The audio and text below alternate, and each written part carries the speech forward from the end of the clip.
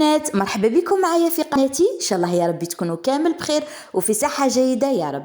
اليوم جيتكم فيديو جديد متنوع فيه اطباق رمضانية، افكار فوالا شاركت معكم اطباق اللي حضرتهم في اليوم الرابع من الشهر الفضيل، وتاني طاولتي لليوم الخامس من شهر رمضان المبارك. قلت لكم فيها اطباق متنوعه، فيه تحليات فوالا هكا. بغيت نشارك مع خواتاتي كيفاش راني نفوت في رمضان، واش راني نحضر من اطباق. شوفوا الحاجه اللي درتها اليوم الرابع، درت الفلفله. احنا في الغرب الجزائري معروفين بالفلفله، وعندها طريقه سبيسيال نديروها بها فوالا. باسكو الفلفله يعني ماشي الناس بزاف اللي يعرفوا يديروها نورمالمون. فوالا فيها اسرار. واليوم انا جيتكم بالوصفه اللي نعتمدوها في الدار، وسورتو تاع ماما، هي اللي علمتها لي، تعلمتها عليها تجي حلو وعسل، وكاع اللي يذوقها يقولها اعطيني الوصفه. شوفوا هنايا هاد الفلفله اللي كنت شاركتها معكم شويتها قبل رمضان، هي ولا طوماط، وخبيتها في الكونجيلاتور. هنايا في مقله ولا اون صوتوز درت شويه زيت، يا ربي مغرف كبيره زيت، مع 3 فصوص توم. كنت قليتهم في هذاك الزيت هكا حتى طلعت الريحه تاعهم شويه، ما خلوهمش ينحرقوا بيان سور. وزدت لهم الطوماطيش اللي كنت شاويتها كيما قلت لكم من قبل. هنا خلط هذيك لا طوماط مع الثوم، وقلت لكم مغرف برك زيت. نبلع عليها لا صوتوز ولا المقله، نخليها هكا طيب، يدخلها الطياب بيان سور. ومن بعد نمرسها بلا فورشيت فوالا، باسكو راكم عارفين لا طوماط كنت تخلوها هكاك بلا ما تمرسوها ما غاديش تجي الفلفله تاعكم شابه فوالا. علاش قلت لكم ديروا برك مغرف زيت في الديبي؟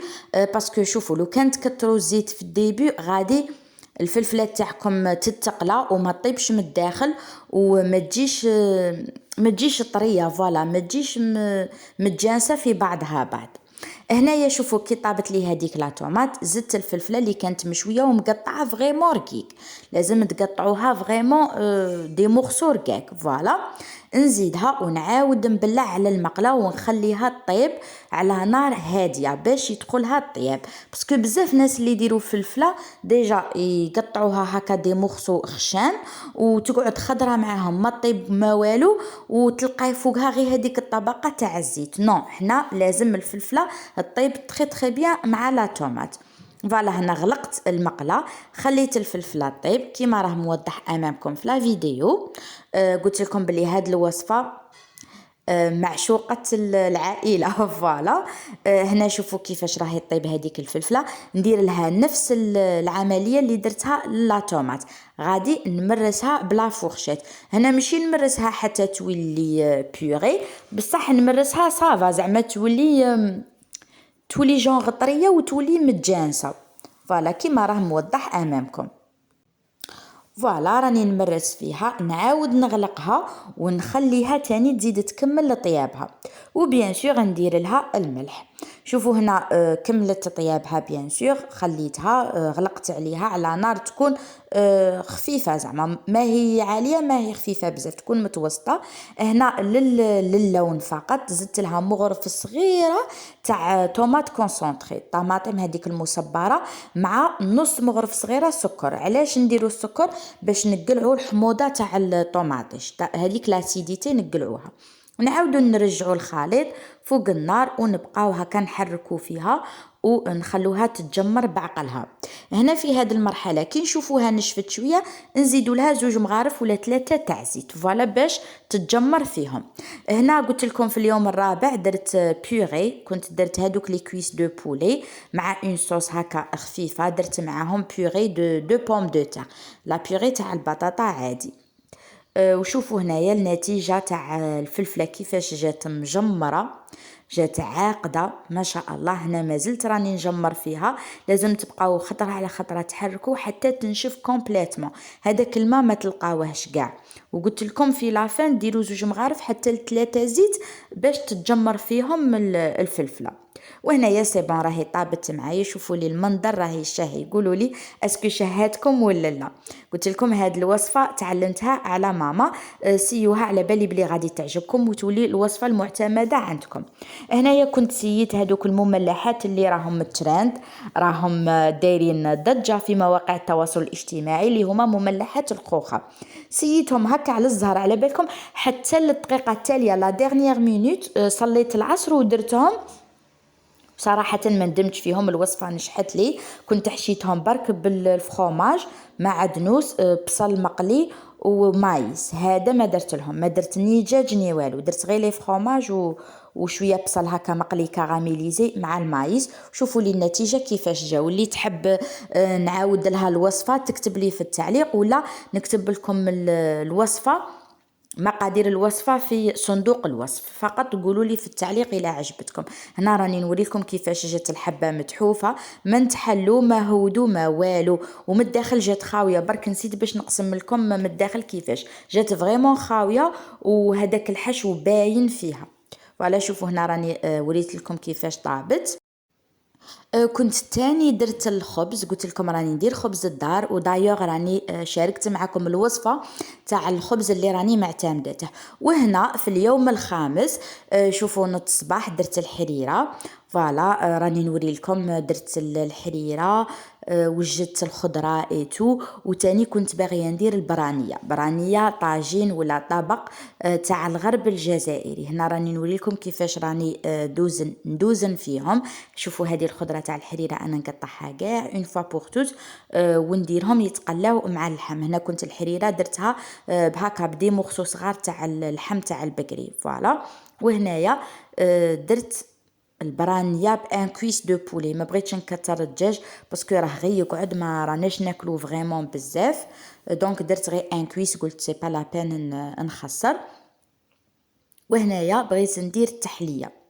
فوالا شوفوا شفت واحد لا ريسيت تاع فلان كراميل، عجبتني قلت نسيها. فيها هذا الفلان كراميل، وفيها هذاك البسكوي هذاك تاع بتي بور كاين اللي يقولوا له كاسكروت، وفيها الكراميل للتزيين، ومكسرات هكا للتزيين، وكاين اللي يديروه بالبنان. انا ما كانش عندي البنان دونك استغنيت على البنان. وتاني بغيت ندير التيراميسو ولا تحليه بارده. فوالا اللي كنت درتها بهذاك تاني البسكوي تاع بوتي بور، ودرتها باللا كريم شانتيي. كنت دربت لا بودر شانتيي وزدت لها مغرف تاع شوكولاته الطلي شوكولا اتارتيني، ودرتها في الطبقات. وكانت بقيت لي شويه تاع لي فريز، استعملتها درتها هكا كطبقه تانية في هذه التحليه. على بالكم بلي جات بنينه بنينه بزاف. ومن بعد بلعت بطبقه واحده اخرى هذيك تاع البسكوي تاع بتي بور، وعاود زدت طبقه اخيره تاع لا كريم شانتيي. ومن الفوقه ما كانوش عندي دي فروي اي تو، دونك درت اون كوش تاع كاكاو. على بالكم بلي الكاكاو في هذه التحليه يمد بنه بزاف شابه. انا نبغي البنه هذه تاع الكاكاو باسكو يكسر هذيك الحلاوه، هو مر مع هذيك الحلاوه، دونك هكا نحس بلي مزيج شباب تاع النكهات. فوالا نورمالمون هاد التحليات كل وحده وكيفاش تبدع فيها، وكل وحده دير اللمسه تاعها، وتاني كل وحده دير على حساب لو غول اللي هي تبغيه. فوالا تما كل وحده تختار. كانت هذه هي التحليه تاع نهار اليوم. وتاني درت دي ميني بيتزا. شوفوا كنت عيانه، قلت لكم راني نعيا ما على باليش علاش. افون ما كنت هكا، ما على باليش باسكو الوقت بوتيتر راه يفوت بالخف، النهار راه قصير. قلت لكم ميني بيتزا هادو قالت لي ماما ديريهم. درت الميني بيتزا، ولا ريسيت تاعي راهي في قناتي، راهي بالتفصيل، وان ريسيت ناجحه.